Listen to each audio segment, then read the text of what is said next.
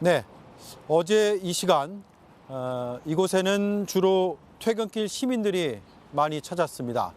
오늘은 부모와 손을 잡고 온 아이의 모습도 볼 수 있었고요.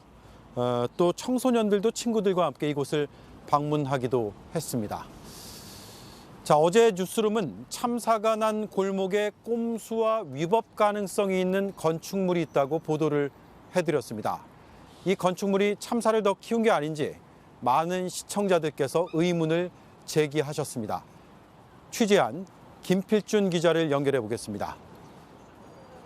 자, 지금 서 있는 곳은 바로 뒤가 참사 현장이군요. 어떤 부분이 문제입니까?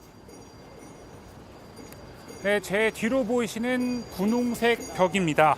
지붕 없이 뚫려 있는 구조인데 안에는 에어컨 실외기가 있습니다. 원래는 통행에 불편함을 주는 만큼 비워두어야 합니다. 그런데 이 분홍색 가벽 꼼수입니다. 용산구청은 지붕이 없으니 건축물로 볼 수 없어 불법이 아니라고 했습니다. 해밀턴 호텔 측도 비슷한 입장입니다. 그런데 오늘 경찰의 생각은 달랐습니다. 직접 들어보시죠. 도로법이라든지 건축법 등의 저촉을 받거나 규제 대상이 될 수 있을 것이라고 보여지고요. 차근차근 하나하나 사실관계를 확인할 것이다. 자, 이런 편법 외에도 실제로 법을 위반한, 그러니까 위법으로 보이는 곳도 있다면서요? 네, T자형 골목의 위편, 그러니까 해밀턴 호텔 뒤편입니다.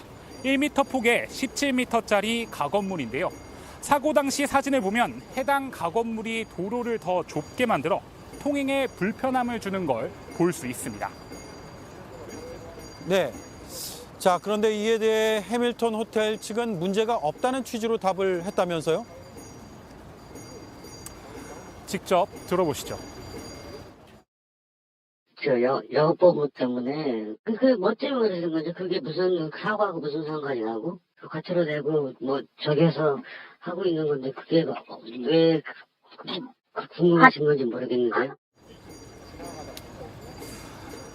네, 그런데 오늘 경찰이 공개한 신고 녹취록을 보면 해당 장소에서도 압사 위험 신고가 2차례나 들어온 걸 확인할 수 있었습니다. 사고 1시간 반쯤 전인데 사람이 많아서 압사당할 것 같다며 현재 위치가 불법 증축물 앞이라고 지목하기도 했습니다. 예. 사고가 난 골목에 이런 것들이 한두 개가 아니라면서요? 오늘 취재진이 전문가와 함께 사고 골목을 살펴봤는데요. 자세한 내용 리포트로 전해드리겠습니다. 사고가 난 골목은 폭이 3m 남짓으로 법으로 규정된 일반적인 도로폭 4m보다 좁습니다. 그런데 여기에 호텔에서 설치한 가건물과 맞은편 가게에서 만든 구조물들이 더해지며 사람이 오갈 수 있는 폭이 더 줄어들었습니다. 도로 부분에 이게 튀어나와 있거든요. 이것은 보행자의 안전을 위해서 상당히 문제가 되고. 사고가 난 T자형 골목 전반을 전문가와 함께 돌아봤습니다. 이런 것들. 이런 것들 다 자기 장사를 위해서 이렇게 만들어 놓은 거죠. 이것도 문제가 있고. 이거 다 그렇죠. 눈으로 확인할 수 있는 문제가 있는 건물만 해도 여러 개입니다. 이 건물은 2016년 무단 증축으로 구청으로부터 위반 건축물 딱지를 받았습니다. 바로 맞은편 건물도 마찬가지입니다. 이렇게 툭 튀어나온 부분이 바로 무단 증축된 부분입니다. 건축물 대장을 떼어보니 일대에만 5군데 건물이 무단 증축을 한 위반 건축물이었습니다. 하지만 상인들은 일대 가게들은 다 그렇다며 영업으로 벌어들이는 수익이 강제 이행금보다 커 돈을 내면서도 장사를 한다고 말합니다. 현행법상 무단 증축을 한 건물의 경우 면적당 시가 표준액의 절반 정도를 강제 이행금으로 냅니다.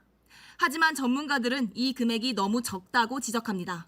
강제 이행금을 내도 영업으로 버린 돈이 더 많아. 불법 건축물들이 사라지지 않는 원인이 되는 거죠. JTBC 박지영입니다. 네. 현재 경찰이 사고 도로 전체를 살펴보고 있는 거죠. 네, 어제 경찰은 현장 감식에서도 3D 프린터 등을 통해 경사도를 포함한 도로 상황 전체를 정밀 분석했습니다. 따라서 경찰서로 해당 가벽과 위법 건축물들이 참사에 어떤 영향을 미쳤는지 드러날 것으로 보입니다. 네, 김필중 기자 잘 들었습니다.